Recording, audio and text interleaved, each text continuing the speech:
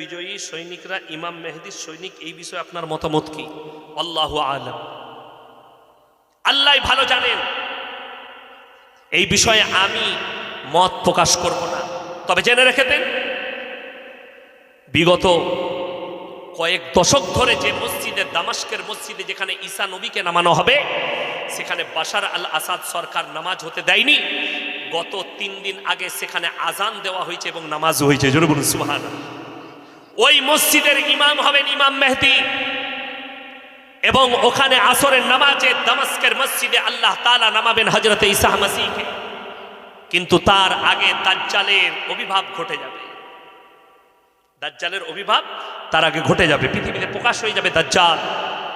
দাজ্জালের অত্যাচার চলবে, ইমাম মেহেদীর প্রকাশ পাবে।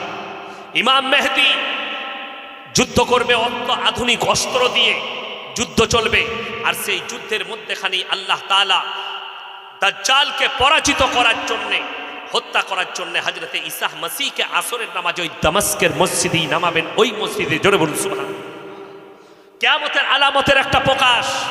সিরিয়ার এই মসজিদ, এই সিরিয়া দখল হয়েছে, সিরিয়ার মসজিদ আজাদ হয়ে গেছে দামাস্কের। এটা কিয়ামতের আলামতের মধ্যে একটা আলামত, মাথায় রাখবেন। নবীজির হাদিস আছে, খোরাসান থেকে একটা দল বের হবে। তারা যখন যুদ্ধ করতে শুরু করবে, পৃথিবীর আর কোনো শক্তি তাদের সামনে দাঁড়াবে না। তারাই আল আকসায় গিয়ে ঝান্ডাটা গাড়বে, আর পৃথিবীতে ইসলাম প্রতিষ্ঠিত হয়ে যাবে। জোরে বলুন সুবহানাল্লাহ। এরপরে হাদিসটা শুনুন, নবীজির মুসান্নাফ ইবনে আবু শাইবার হাদিস। রাসূল বললেন, গোটা পৃথিবীতে যত মসজিদ আছে মুসল্লিতে ভরে যাবে। জোরে বলবেন না সুবহানাল্লাহ। মুসল্লিতে ভরে যাবে। কিন্তু জানেন, গোটা পৃথিবী, নবীজি সাহাবীরা বললেন, ইয়া রাসূলুল্লাহ, সেই মুসল্লিগুলো কেমন হবে? নবীজি বললেন, তারা হবে সুদখোর মুসল্লি। বড় বড় বিল্ডিং বানাবে, শপিং মল বানাবে, আর তারা নামাজ পড়বে, কিন্তু তারা থাকবে সুদখোর। সেই যুগে ইমানদার খুঁজে পাওয়া মুশকিল হয়ে যাবে। এটা মুসান্নাফ ইবনে আবু শাইবার হাদিস। সাবধান হন। সবাই হাত তুলে বলুন তো, 5 ওয়াক্তের নামাজি হব ইনশাল্লাহ আজ থেকে।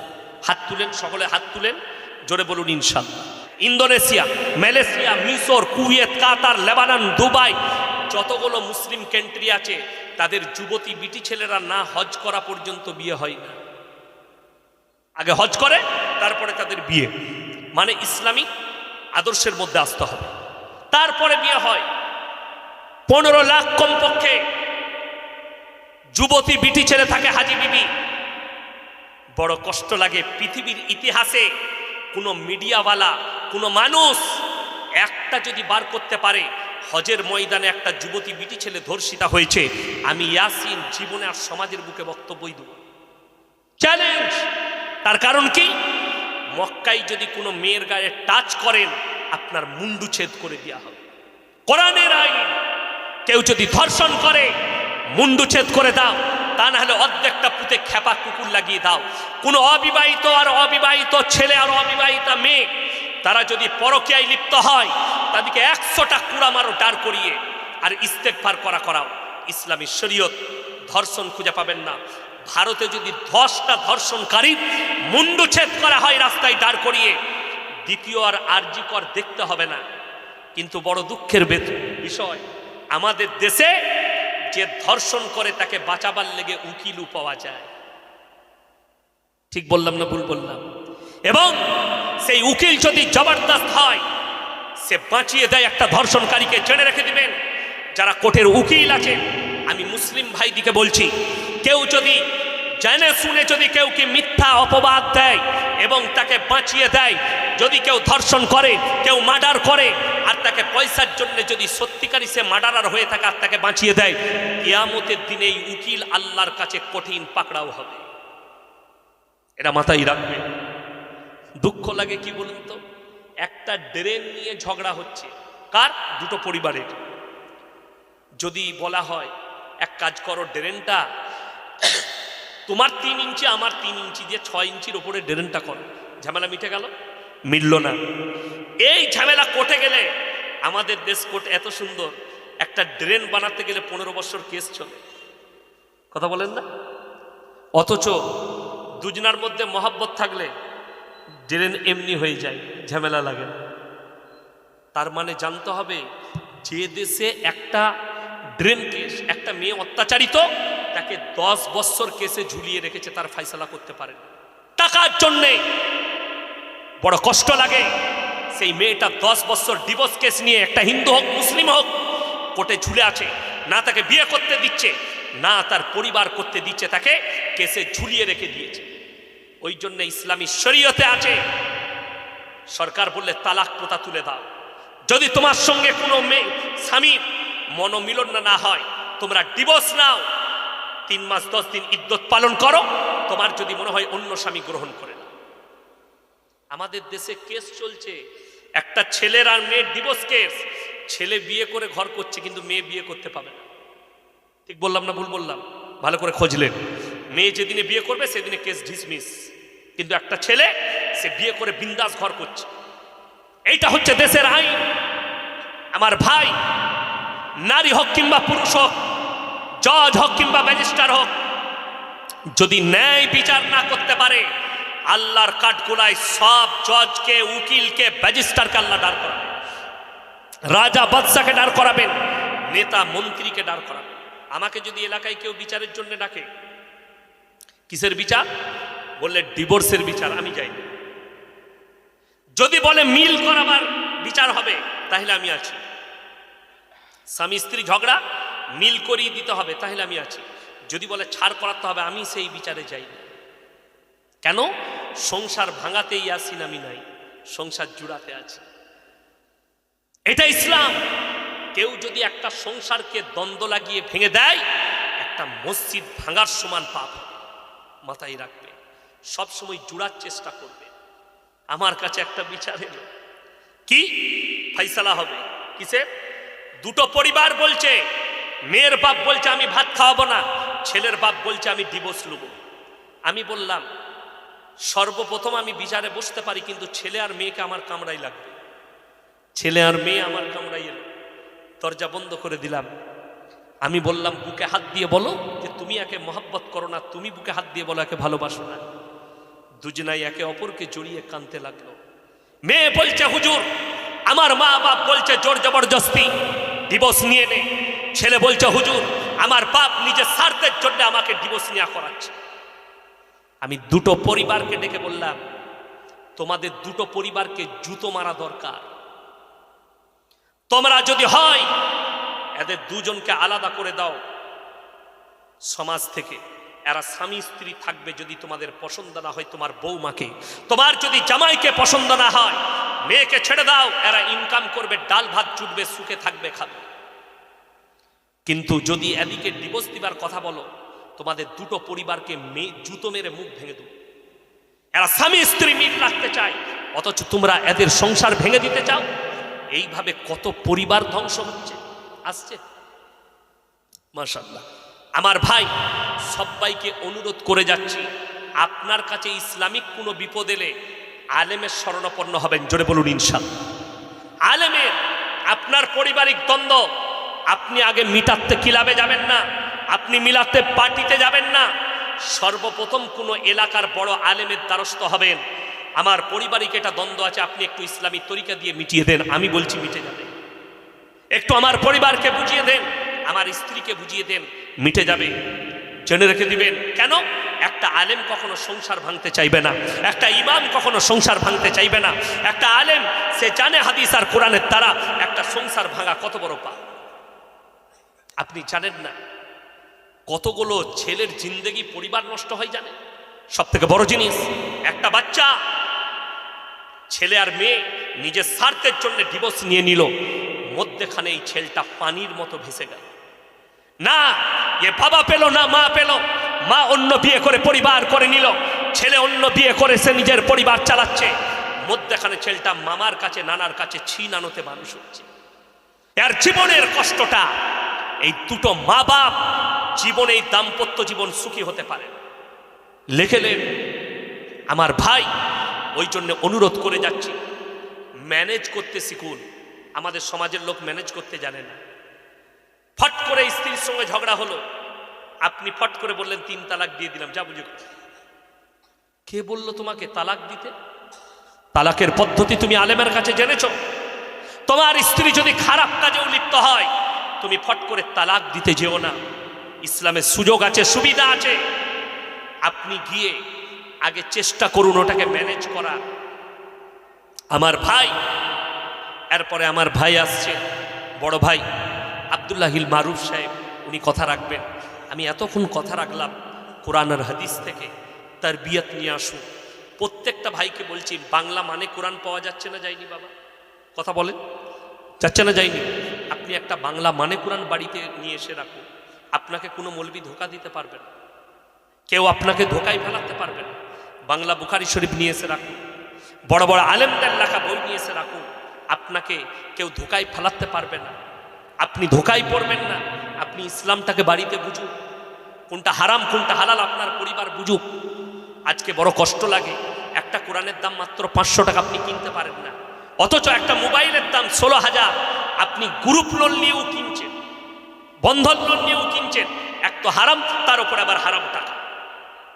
অথচ আপনার পরিবারকে একটা কোরআন কিনে দিতে পারলেন না, একটা নামাজ শিক্ষা বই কিনে দিতে পারলেন না। আপনার বাড়িতে শুনেলেন, বরকত তাবিজের দ্বারা হয় না। আজকে আমাদের সমাজের লোক কিছু আছে, মলবি হুজুর তাবিজ দিলেই বরকত হবে। আরে হুজুরের তাবিজে বরকত হলে বড় লোকটা তো আগে হতেই না, আমরা হুজুররা আগে হতাম। তাবিজ তো আমাদের কাছে। তাবিজে যদি মেয়ে পাওয়া যেত, মেয়েটা তোর কাছে যেত না, হুজুরের কাছে আগে আসতো। বড় কষ্ট লাগে। এক হুজুর আমাকে গালি দিয়েছে, কেন? তাবিজ নিয়ে বলেছি। সেই হুজুর, আমি 24 পরগনায় জলসায় আছি, আমি স্টেজে যাব, বলছে দাঁড়ান আপনার 10 মিনিট লেট হবে। কেন? বলে স্টেজে হুজুর এখন তাবিজ বিক্রি করছে। ছেলে হবার তাবিজ, জ্বরের তাবিজ, অমুকের তাবিজ, পালিয়ে যাওয়া তাবিজ, বউ বশ করা তাবিজ, ছেলে বশ করা তাবিজ। তোর তাবিজে যদি বউ বশ হয়ে যায়, মেয়ে বশ হয়, তাহলে আমি বলবো আমাকে এমন একটা তাবিজ দে যেন মোদিজি আমার বশে চলে আসে, যে আমাকে মন্ত্রী করে দেয়। এ তো পাগল ছাগল। আপনি ভেবে দেখুন, যদি বলেন বরকত কোথায় পাবো, আমি বলছি রসুলের হাদিস। যারা পাঞ্জেগানা নামাজ আদায় করবে, আল্লাহ রাব্বুল আলামিন মৃত্যুকাল পর্যন্ত তাদের রুজিতে কোনোদিন কমিয়ে দিবেন না। জোরে বলুন সুবহানাল্লাহ। এটা রাসূল সাল্লাল্লাহু আলাইহি ওয়াসাল্লামের হাদিস। আপনি মৃত্যুকাল পর্যন্ত রুজিতে কোনোদিন কমিয়ে দিবেন না। আপনি নামাজ পড়ুন। মায়ের দিকে বলছি, বাড়িতে বরকত চাইলে বাড়িতে কোরআনের তেলাওয়াত শুরু করুন, বাড়িতে নামাজ পড়ুন। কোরআন যারা না বুঝেও পড়বে, এক একটা হুরুফে 10টা করে নেকি দেওয়া হবে। জোরে বলুন সুবহানাল্লাহ। অথচ আমরা না কোরআন পড়ি, না নামাজ পড়ি, ব্যবসা করেন। আপনি প্রত্যেক দিন 50,000 টাকার ব্যবসা করেন, আর আমি ইমাম 10,000 বেতন পাই মাসে, আর আপনি দিনে 50 ইনকাম করেন। দুদিন ব্যবসা খারাপ গেছে, আপনি এসে বলছেন ইয়াসিন ভাই একটা বরকতের তাবিজ দিন। আমার তাবিজে যদি তোমার দোকানে বরকত হবে, তো 50,000টা তোর ইনকাম হবে না, আমার হবে। কষ্টটা ওইটাই। বর্ধমানের রাইস মিলগুলো আমাদের হতো। অনেক যুবক 3 দিন 4 দিন প্রেম করে, মেয়েরা ফোন তুলে না, এরা হুজুরদের কাছে হাজির। আপনি মোবাইলে অ্যাড দেখুন, কতগুলো হুজুরের অ্যাড দেখতে পাবেন। 24 ঘন্টায় প্রেমের ব্যর্থতা থেকে সফলতা পান, 24 ঘন্টায় তাবিজ করে মেয়ে এনে দেওয়া হয়। বড় কষ্ট। বলছে কেউ পালিয়ে গেলে 72 ঘন্টায় এনে দেওয়া হয়। তাকে বলবো যে এই হারামখোরকে ধরে মোদিজির কাছে নিয়ে চলুন, দেশের টাকা যারা নিয়ে পালিয়ে গেছে, একে বলো 72 ঘন্টায় এনে দেয়। কথাটা বুঝতে পারেননি? তাবিজ করে এনে দেয়। ধোকাবাজ, প্রতারক, প্রবঞ্চনা। 100টার মধ্যে 95 জন তাবিজ পানি পড়া তেল পড়ার নাম করে সমাজকে ধোকার প্রতারণা করছে। আপনি বলছেন তাবিজ, আমি বলে যাচ্ছি আপনার গায়ে জ্বর এসছে, রাসূলের হাদিস, সমস্ত রোগের শিফা হচ্ছে সূরা ফাতিহা। জোরে একবার বলুন সুবহানাল্লাহ। কি করে? 11 বার সূরা ফাতিহা পড়বেন, পানির মধ্যে দম করুন। আপনি নামাজি ব্যক্তি, আপনি পান করুন, আল্লাহ চাইলে শিফা হবে। আল্লাহ চাইলে শিফা হবে। কোনো মৌলবীর দরকার নেই। আপনি নামাজি, আপনি মুসল্লি, আপনি মুমিন, আপনি 11 বার সূরা ফাতিহা পড়ুন। আপনার মা নামাজি, মা আমার পেটে ব্যথা করছে, একবার সূরা ফাতিহাটা 11 বার পড়ে ফুঁক দিয়ে দাও। 11 বার সূরা ফাতিহা, 4 কুলটা একবার করে পড়বে, ফুঁক দেবে, পানিটা পান করুন, আল্লাহ চাইলে শিফা। কোন মৌলবীর প্রয়োজন না। আজকে বড় কষ্ট কি লাগে বলুন তো? আপনি, রাসূলের হাদিস আছে, সব থেকে ওই ব্যক্তি ভাগ্যবান যে দুনিয়াতে নিজের একটা যোগ্য সন্তান রেখে গেছে। আজকে আমাদের বাবা মরে গেলে অনেকজন কি করে? মৌলবি হায়ার করে কবর জিয়ারত করার জন্য। করে না? করে না? আপনি আপনার বাপের কবর জিয়ারত করতে পারেন, কত দুঃখ। আপনি আপনার বাপের কবরের পাশে দাঁড়িয়ে দোয়া করতে পারেন না, শিখেননি, আপনার কাছে নেই। আপনার বাবা মরে গেলে আপনার না মুখে দাঁড়িয়ে আছেন, আপনার কাছে তারবিয়াত আছে যে দাঁড়িয়ে বাপের জানাজার নামাজটা পড়াবে না। রসুলের হাদিস, কোন সন্তান যদি আল্লাহর কাছে বাপের জন্য দোয়া চায়, চোখের পানিটা গালে গড়ানোর আগে দোয়া কবুল হয়ে যাবে। জোরে বলুন সুবহানাল্লাহ। হিসাবের যোগ্য হবে। তিনারাও একটা সবসময় নবীজির মহব্বত করেছেন, নাম করেছেন। এই কটা কুত্তা ভুগছে, এগুলো নিয়ে মাথা ব্যথা করে লাভ নেই। আমার ভাই, আপনাকে অনুরোধ করে যাচ্ছি, নিজের স্ত্রী, নিজের পরিবার, এদের কাছে ইসলাম পৌঁছা। আজকে মুসলমানের বিপদ কেন? আপনার সঙ্গে সম্পর্ক কোরআনের নেই, আপনার সঙ্গে সম্পর্ক রসুলের আদর্শের নেই, আপনার সঙ্গে সম্পর্ক নবীজির আদর্শের নেই, কোরআন হাদিসের সাথে আপনার সম্পর্ক নেই। আপনার পরিবারে ইসলামিক কৃষ্টি কালচার নেই। আপনার পরিবারে যদি আছে বেঈমান কাফেরের কালচার আছে। তা না হলে মুসলমান কখনো 25শে ডিসেম্বর পালন করে? তা না হলে মুসলমান কখনো 1 জানুয়ারি মাইক বাজিয়ে ফিস্টি করে? যদি বলেন হুজুর নিষেধ, আমি বলবো না, কোরআন খুলুন, সূরা ফাতিহা। কোন সূরা বললাম? সূরা ফাতিহা একবারই শেষ আয়াত, বিসমিল্লাহ। কি আছে শেষ আয়াতে? গায়রিল মাগযুবি আলাইহিম ওয়ালাদ-দাল্লিন। মাগযুব মানে ইহুদি, আর দাল্লিন মানে হচ্ছে নাসারা। এই দুটো দলই পদভ্রষ্ট, এবং এদের যারা অনুসারী হবে তারাও পদভ্রষ্ট হয়ে যাবে। আমার ভাইয়েরা, আমার মায়েরা, বোনেরা, আল্লাহ রাব্বুল আলামিন কিয়ামতের দিনে হযরতে ঈসা নবীকে দাঁড় করাবেন। কেন? খ্রিস্টানরা পৃথিবীতে 3টে আল্লাহকে মানে। কটা বললাম? 3জন।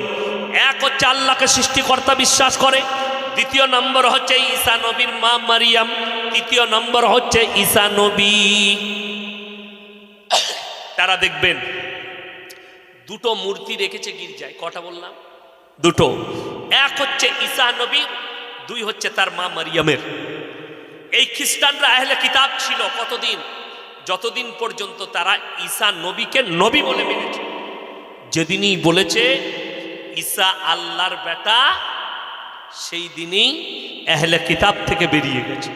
এই আল্লাহর বেটা বলা এবং এদের উপাসনা করার কারণে আল্লাহ ঈসা নবীকে দাঁড় করবেন। প্রশ্ন কি করবেন?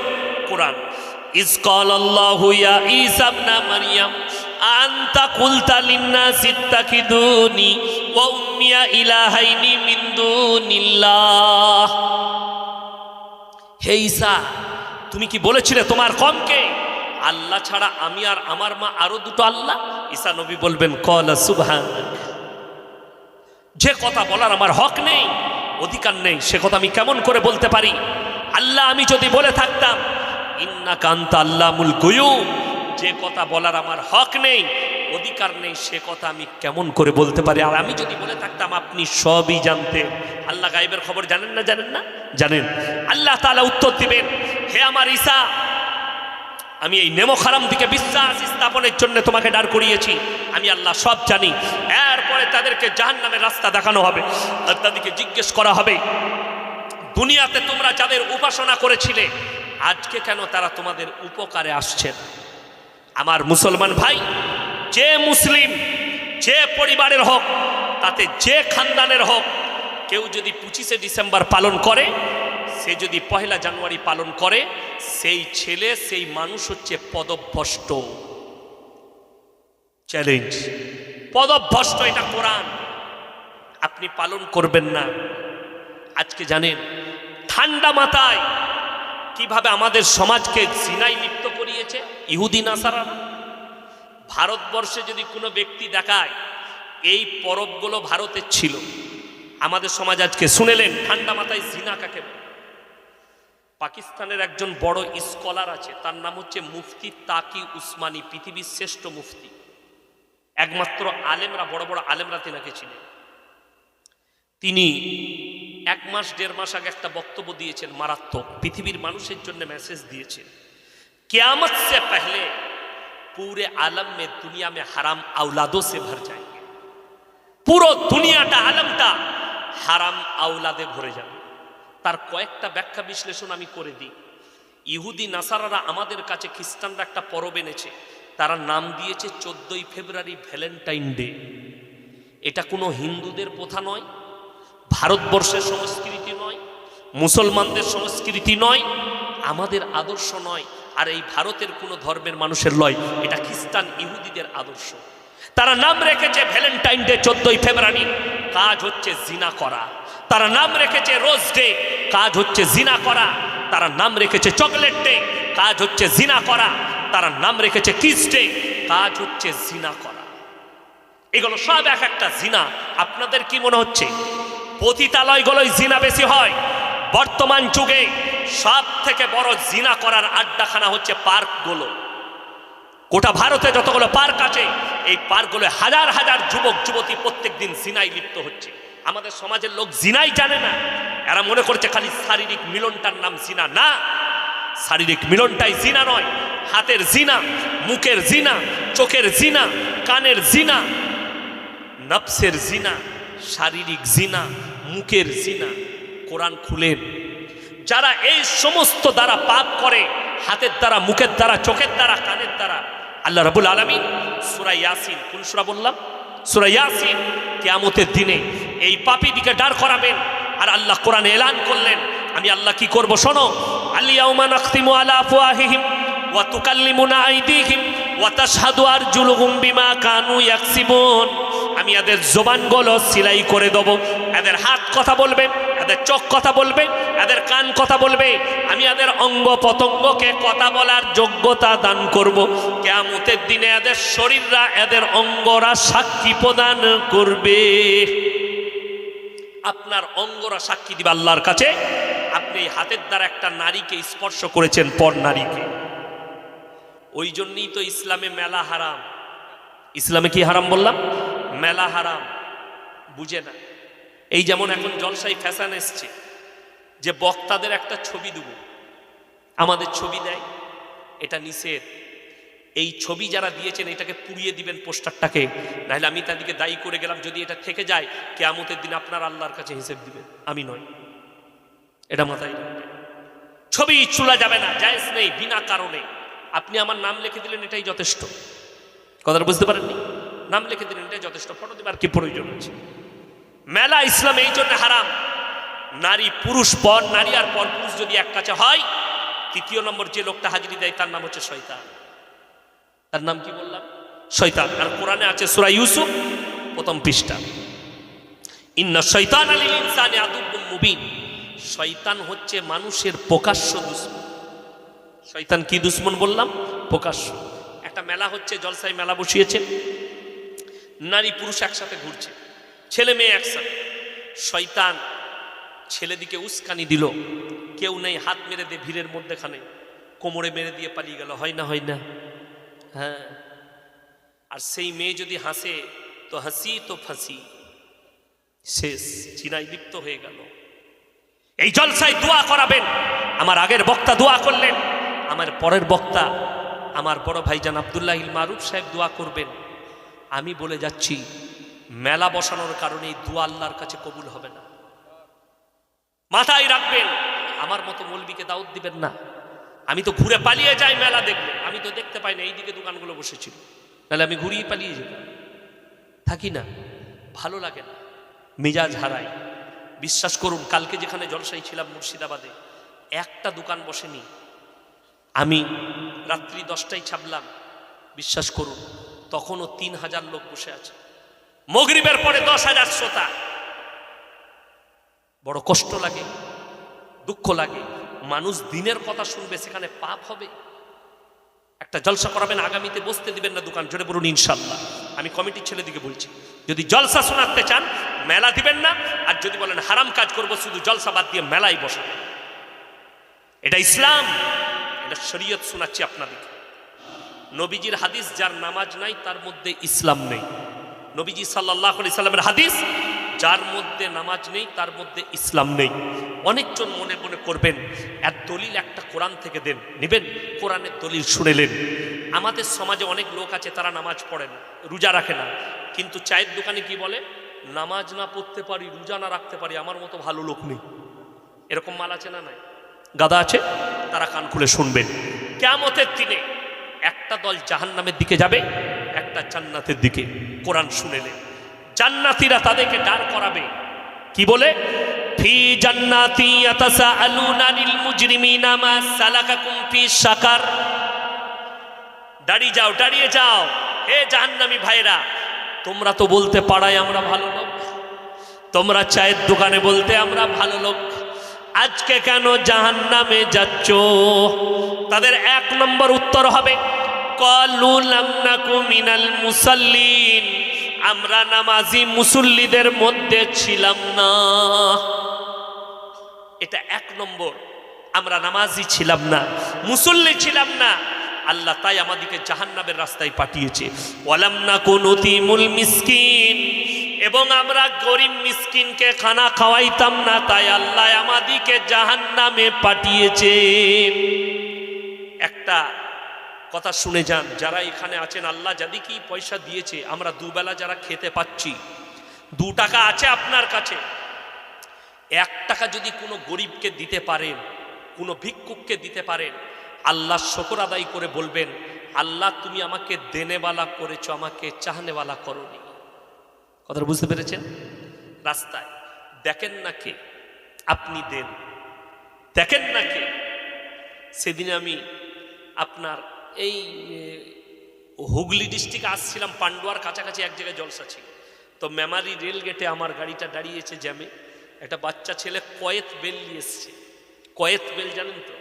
ওই কয়েত বেল নিয়েছে, আমার কাঁচটা ঠুকছে, 6টা আছে তার হাতে। আমি বললাম, হে বাবু কত করে বিক্রি করছিস? বললে, হুজুর 6টাই আছে, 25 টাকা করে। আপনি নিয়ে এলেন। আমি বললাম, কত হচ্ছে হিসেব কর। বললে, হুজুর 150 টাকা হচ্ছে। আমি তাকে 200 টাকার নোট ধরিয়ে দিলাম। আমি বললাম, চলে যা, স্কুলে পড়াশোনা করবি, আমাকে এখানে দেখা পেলে আবার বলবি। আমি নিলাম, আমার প্রয়োজন ছিল না, ওর কষ্ট দেখে নিলাম, আল্লাহ যেন এর বদলাটা আমাকে দেয়, আমি সেই নিয়তে নিয়েছি। আপনি 1 টাকা দান করবেন আল্লাহর কাছে পাবার জন্যে। আমি একবার গুজরাট থেকে সফর করছি, শতাব্দী এক্সপ্রেসে আমি মুম্বাই আসছি, আমার প্রোগ্রাম ছিল আহমেদাবাদের কাছে। তো আমি ফিরছি, নওসারি বলে একটা স্টেশন আছে সুরাটের পরে, সেখানে দাঁড়ালো। বছর 40-এর এক মহিলা অনেকগুলো লাগেজ নিয়ে চাপলো, গাড়িটা ছেড়ে গেল।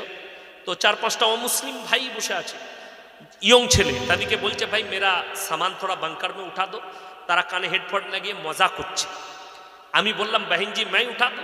বলে, উঠা দিজিয়ে। তো আমি তার মালগুলো বাংকারে তুলে দিলাম। মহিলাটা যখন বসলো, বসার পরে আমাকে বলছে, ভগবান আপকা মঙ্গল করে। তোয়া দিল। সে ভগবানকে বলেছে আমি তার উপকার করেছি, আর বদলা আল্লাহ আমাকে দিবে। সে ভগবানকে বলেছে, আর বদলা আমি কার কাছে চাইবো? আমার আল্লাহর কাছে। আমি তার উপকার করেছি, আর বদলা আল্লাহ দিবে। আপনি মানুষের উপকার করুন। 1 টাকা দান করলে আল্লাহর কাছে দোয়া করে বলবেন, আল্লাহ তুমি আমাকে দেনেওয়ালা বানিয়েছো, আমাকে কারো কাছে হাত পাতনেওয়ালা বানাও। এটা শুকর আদায় করুন সিজদায় পড়ে। আল্লাহ যেদিকে মাল দিয়েছে মাথায় রাখবেন। 3টে লোক হাত পাতলে ফিরিও না।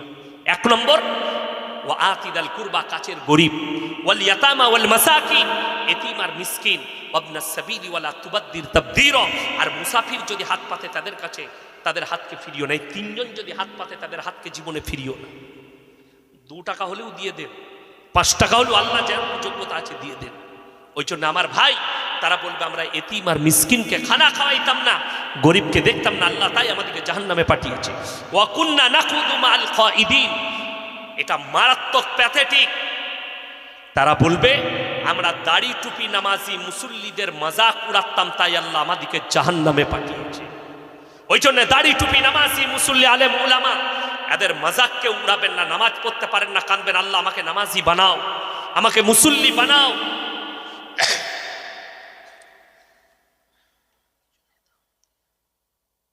বাংলাদেশ নিয়ে কিছু নেতা ও মিডিয়া বাড়াবাড়ি করছে। দেখুন, মিথ্যা প্রোপাগান্ডা টিকে না। কেউ যদি মিথ্যা অপপ্রচার করে কারণ নামে, আল্লাহ তাকে ওই পাপেতেই লিপ্ত করে দেয়। ভারতের মিডিয়া হোক আর বাংলাদেশের হোক, আর ভারতের কিছু নেতা হোক, যদি অপপ্রচার করে আল্লাহ তাকে ওই পাপেতেই লিপ্ত করবে। কেউ যদি কারুর জন্য খাল কাটে, জানবেন খালটা সর্বপ্রথম সে নিজের জন্য কাটছে, এটা মাথায় রাখবেন। আগুন লিবালে পানি লাগে না? আগুন লাগে, পানি লাগে। আগুন সব সময় পানি দিয়ে নিভাতে হয়, আগুন দিয়ে নয়। কোরআনে আছে আল ফিতনাতু আশাদ্দু মিনাল কাতল। ফিতনা হচ্ছে একটা মানুষকে মার্ডার করা, কতল করার থেকেও বড় পাপ, কতল করার থেকেও বড় পাপ। দু ভাইয়ের দ্বন্দ্ব হচ্ছে, আপনি যদি মিটিয়ে দিতে পারেন আপনি নেকি পাবেন। স্বামী স্ত্রী পারিবারিক ঝগড়া হচ্ছে, আপনি যদি মিটিয়ে দিতে পারেন আপনি নেকি পাবেন। আমাদের সমাজে অনেক লোক আছে, দু ভাই যদি ঝগড়া হয় আরো আগুন লাগিয়ে দিয়ে ভেঙে দেবে। ঠিক বললাম না ভুল বললাম? এই লোকটা কতল, একটা মানুষকে মার্ডার করলে যে পাপ হয় সেই গুনাহ। ধরেলেন আমরা হিন্দু, মুসলিম, শিখ, ইসাই সবাই একসাথে বাস করছি, পাড়ায় পাড়ায় ছেলেদের মধ্যে ঝগড়া হলো, ওটাকে মিটিয়ে দেন। কেন? দেখুন, আমরা যখন ছোটবেলায় স্কুলে পড়তাম, মাস্টাররা মারলে আমরা ভয়ে বাবাকে বলতাম না। কেন? বাড়িতে আর একবার আব্বা মারবে, ঠিক কি না? এখন সরকার বলেছে কোনো মাস্টার যদি কোনো ছাত্রকে মারে 6 মাস সাসপেন্ড, 25,000 টাকা জরিমানা। কত বললাম? 25,000। ভালো করে আইনটা দেখে নেবেন, সরকার আইন করে দিয়েছে, ভারত সরকার। কোনো ছাত্রকে কোনো মাস্টার যদি হাত লাগায় 25,000 টাকা জরিমানা, 6 মাস সাসপেন্ড থাকবে। তো মাস্টাররা মারা বন্ধ করে দিয়েছে, ঠিক কিনা? এখন মাস্টার যদি কোনো ছাত্রকে মারে, বাপ পরিবার লাঠি সুটা নিয়ে মাস্টারকে মারতে যায়। ঠিক বললাম না ভুল বললাম? এরা ওই জন্য তো পড়ালেখা উঠে গেছে, সকাল হলে প্লেট নিয়ে যাও, খাও দাও, ঘর চলে এসে। কি বুঝলেন? আমার মেয়ে দেখছি একদিন একটা ডিম নিয়ে এসছে হাতে করে, স্কুলে খাই না, বাড়ির কাছে স্কুল, ছোট মেয়েটা। পিরামিড কোথায় পেলি? বলে স্কুলে দিয়েছে। আমি আর পড়ালেখা হয়? কথাটা বুঝতে পারেন? আমি তো মনে মনে ভাবি, আল্লাহ আমাদের জামানায় ভাত দেয় না, দিলে একটু ভালো হতো, মা বাপের একটু চালটা বেঁচে যেত। বড় কষ্ট লাগে, শুনে রেখে দেন। যেদিনে ছাত্রদিকে মারা বন্ধ হয়ে যাবে, আজকে আমাদের মাদ্রাসা বোর্ড নিষেধ করে দিয়েছে ছাত্রদিকে মারতে পাবে না, পড়ালেখার মান শেষ হয়ে গেল। আমি যখন প্রথম জীবনে বর্ধমান টাউনে খাগড়াগড় মাদ্রাসায় শিক্ষক ছিলাম, আমার যে ছাত্ররা ছিল, মসজিদে আমি ঢুকে গেলে একটা মাছি উড়ার শব্দ উঠত না, আমার এত ডিসিপ্লিন ছিল। আজকে আমি হাত আমার বাঁধা গেছে, ছাত্র আর তৈরি হবে না। যাদেরকে মেরেছি তারা মানুষ হয়েছে। একটা বাচ্চা ছেলে ছিল, রাজা নাম ছিল, রাজা। তো আমার মাঝে মাঝে সে অন্য জায়গায় পড়তো, অন্য ক্লাসে, আমার পানির প্রয়োজন, এ রাজা এইদিকে আয়, খালি এই ডাকাটা সে কাঁদতো, আমি ডাকি, আমি ভয়ে আর তাকে ডাকতাম না। তাকে যদি পানি খাবার লেগেও ডাকতাম, সে কাঁদতে লাগতো, আমি আর ডাকতাম না তাকে। কেন? সে জানছে ইয়াসিন সাহেব ডাকছে মানে মারবে। আমার এত ডিসিপ্লিন ছিল।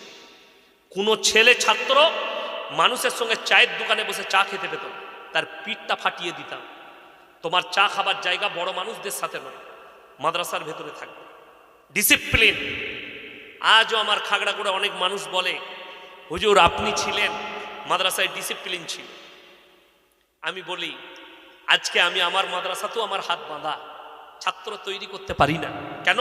আমি যেখানে পড়াশোনা করেছি গুজরাটে, আমি ডিসিপ্লিনে মানুষ হয়েছি। বড় ডিসিপ্লিন, খাবারের ডিসিপ্লিন, গা ধোয়ার ডিসিপ্লিন, থাকার ডিসিপ্লিন, পড়াশোনার ডিসিপ্লিন, মারাত্মক ডিসিপ্লিন ছিল। আজকে সব উঠে গেছে। আমার এই বয়সী যারা বসে আছে, আমরা যখন স্কুলে পড়াশোনা করতে পারেন, আচ্ছা মাস্টার, আমরা শিক্ষক দিবস কেউ জানতাম? কিন্তু আমরা আমাদের মাস্টারকে যা রেসপেক্ট করেছি এখন কেউ করে না। ঠিক বলছি না ভুল বলছি? উঠে গেছে। কেন? আজকে শুনেলেন হেডমাস্টার, 9-এর ছাত্র, 8-এর ছাত্র, 10-এর ছাত্র, ম্যাডাম শিক্ষক দিবসে ডিজে বাজিয়ে একসাথে ড্যান্স করছে। ঠিক বললাম না ভুল বললাম? শেষ পরিবেশ। ইনারা জিজ্ঞেস করুন, এই বয়সী মানুষরা, ইনারা যখন ছোট ছিল, রাস্তা দিয়ে গেলে যদি বাপ চাচারা বসে থাকতো, ভয় আর সেই রাস্তায় যেত না, অন্য রাস্তায় যেত। ঠিক বললাম না ভুল বললাম বাবা? কিন্তু এখন তো ছেলেরা, ইয়ংরা চাচাকে বলছে, চাচা একবার আগুনটা দাও তো, সিগারেটটা ধরিয়ে। ঠিক বললাম না ভুল বললাম? সমাজের শেষ। বড়দিকে সম্মান, ছোটকে স্নেহ, শেষ হয়ে গেছে। এটা কিয়ামতের আলামত। যদি আরো 1000 মিশনারি স্কুল তৈরি করতে হয়, করে নাও। আরো 1 কোটি মাদ্রাসা তৈরি করো, আরো 1 কোটি স্কুল তৈরি করো। আদর্শ কিন্তু থাকবে না, আদর্শ শেষ হয়ে গেছে। শিক্ষা বেড়েছে, আদর্শ নাই। যদি নারায়ে তাকবীর, নারায়ে তাকবীর।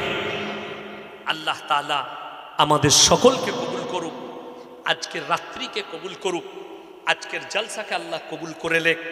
আমার ভাই, ইনি আমার খুব কাছের মানুষ, অন্তরের মানুষ, আমার খুব কাছে ফোনে প্রায় কথা হয়, মাঝে মাঝে জলসা একসাথে করি। আল্লাহ ইনার হায়াতে বরকত দেখ, বলুন আমিন। আর যারা হিংসুক আছে তারা হিংসা করবে, আল্লাহ হিংসুকের হিংসা থেকে আমাদেরকে হেফাজত করুক। অনেকজন মনে করে আমাকে যে এই মৌলবিটা হয়তো পীর বিরোধী। ইনারা জানেন আমি কার সন্তান এবং কিরকম মানুষ। ইনি আমার কাছের মানুষ, ইনার কাছ থেকেই শুনে নেবেন ইনাদের সাথে আমার কত মহব্বত। আমি একদিন জগৎবল্লভপুরে জলসা ছিল, তোয়া হুজুর বলল আমার বাড়িতে চা খেয়ে যাবে। আমি গিয়ে ঢুকে চা খেলাম, নাস্তা করলাম, তারপরে গেলাম। আমার অপরাধ একটাই, ভাইজান জানে, আমাকে যদি কেউ বলে কিয়াম, আমার কাছে কিয়াম আমি করব না, কিন্তু আমি কেউ কি বাধা দিই না। হাওড়া জেলায় একটা ছেলে কিয়াম করছে, আমি স্টেজে বসে আছি, আমি দাঁড়াইনি। কিন্তু পরবর্তীতে কোনো এক ফুরফুরার হুজুরদের সন্তান, তিনি বলেছেন আমি ওই স্টেজে থাকলে ইয়াসিনকে লাথি মেরে ফেলে দিতাম। তখন আমি বলেছি তোমার থেকে বড় দাদা হুজুরের দুশ্মন আর পৃথিবীতে কেউ হতে পারে না। যেহেতু দাদা হুজুরের ওসিয়তনামায় আছে, কেউ যদি দাঁড়িয়ে থাকে তাকে বস করিও না, কেউ বসে থাকলে তাকে জোর করে দাঁড় করিও না। তুমি ওসিয়তের বিরুদ্ধের কথা বলেছ, তার প্রতিবাদ অনেক হুজুর করেছে, অনেক ফুরফুরার হুজুর আমার পক্ষ নিয়ে বলেছেন, তাদের জন্য দোয়া, ভালোবাসা। যে দেখুন, দ্বন্দ্ব আমাদের নেই, দ্বন্দ্ব হচ্ছে ব্রেনের, দিমাগের। যেমন আমাদের দেশে মারামারি হয় কি নিয়ে? হাত বাঁধা নিয়ে, কেউ বুকে, কেউ নিচে, কেউ দোয়া করে, কেউ করে না, এই নিয়ে মারামারি হয়। মক্কা মদিনায় কেউ বুকে হাত বাঁধছে, কেউ বাঁধে নাই, কেউ দোয়া করছে, কেউ করে নাই, কেউ টুপি লাগিয়েছে, কেউ লাগায় নাই। শুনেছেন মক্কায় মারামারি হয়েছে? হয়নি। তার মানে দিন তার থেকে আপনি বেশি বুঝে গেছেন, মানে আপনি মারামারি করছেন। আল্লাহ আমাদের মধ্যে একতা দান করুক, মিল মোহাব্বত দান করুক, ভালোবাসা ভ্রাতৃত্ব দান করুক, আমিন। ওয়া আখিরু দাওয়ানা আনিল হামদুলিল্লাহি রাব্বিল আলামিন। আসসালামু আলাইকুম ওয়া রাহমাতুল্লাহি ওয়া বারাকাতুহু। সবাই দরুদ শরীফ পড়ুন। আল্লাহুম্মা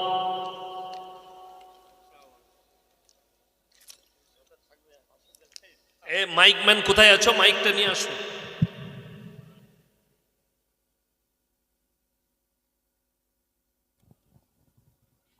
আসসালামু আলাইকুম। ভাই মাইক ম্যান চলে আসুন। আপনারা যে যেখানে আসুন, আমাদের লাস্ট বক্তা অতি উচ্চ শিক্ষিত মানুষ মাওলানা সে আব্দুল হেলুল মারু, ইনার কথা শ্রবণ করুন। ইনি খুব ইসলাম